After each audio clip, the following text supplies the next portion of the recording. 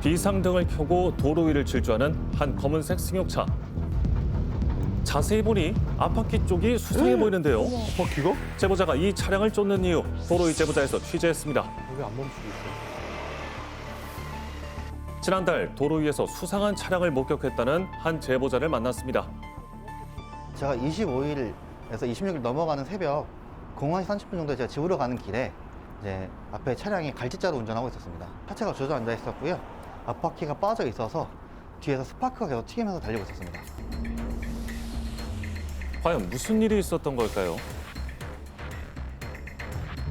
자, 늦은 시간 올림픽대로를 주행 중이던 제보자 앞으로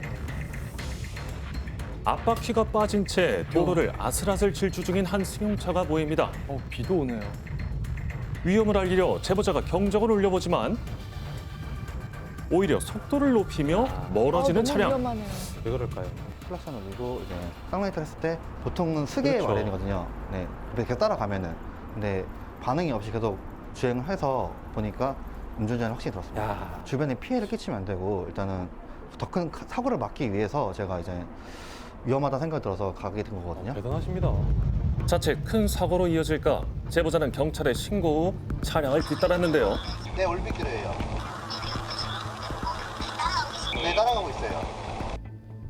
그렇게 시작된 음주운전 차량과 쫓고 쫓기는 추격. 와, 서울을 그냥 자, 다 질주는 올림픽대로 서초동 부근에서 신목동역 근방까지 이어졌습니다. 엄청나게 멀리. 추격 끝에 목동의 한 버스 정류장에 멈춰선 차량. 당시 잡았던 곳이 어디였던가요? 이쪽 부분이. 제보자의 끈질긴 추격 끝에 결국 음주운전 차량을 멈춰 세울 수 있었는데요. 당시 차량은 어딘가에 부딪힌 듯 심하게 파손된 모습.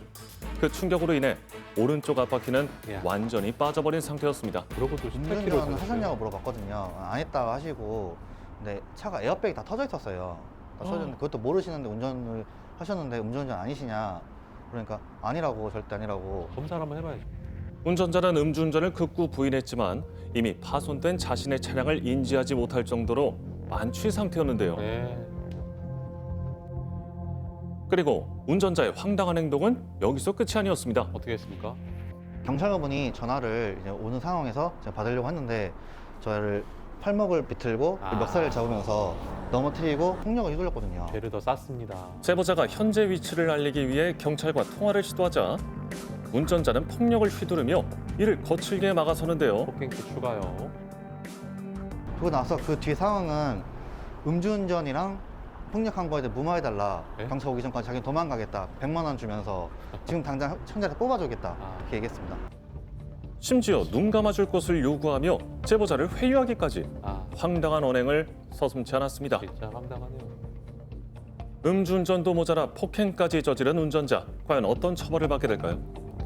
음주운전 같은 경우에는 혈중 알코올 농도 0.08% 이상 0.2% 미만의 경우에는 1년에서 2년 이하의 징역 또는 500에서 1000만 이하의 벌금형이 처해집니다. 0.2% 이상이라면 2년에서 5년 이하의 징역 또는 1000에서 2000만 이하의 벌금형이 처해집니다. 이와 같이 검거하는 시민을 폭행까지 하게 되는데 폭행 내지 상해죄로 경합범 가중처벌까지 받게 될 것입니다. 타인과 자신의 안전을 위협하는 음주운전. 그 어떤 이유를 불문하고 절대 해서는 안 되는 범죄입니다. 네.